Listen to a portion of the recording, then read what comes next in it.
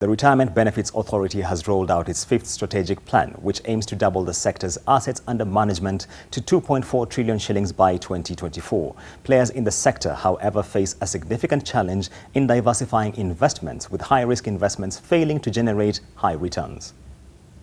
High-risk investments such as the stock market should guarantee high returns with a view to cushioning investors from potential loss. In the Kenyan landscape, however, such seems not to be the case, at least according to a survey covering 417 investment schemes with 808 billion shillings in assets under management. The survey by Zamara Consulting covering the period to March 2019 shows that asset managers whose portfolio is at least 80% in government securities, otherwise said to be conservative, have outperformed those that have at least 35% of assets in risky investments, otherwise said to be aggressive. This raises the question whether the objective of growing and developing the pension sector through diversification of investment is viable. According to data from the Retirement Benefits Authority, government securities command the lion's share of investment, leaving a small proportion for other asset classes. Speaking during the launch of the strategic plan for the Retirement Benefits Authority, National Treasury Cabinet Secretary Henry Rotich said the asset management segment of the economy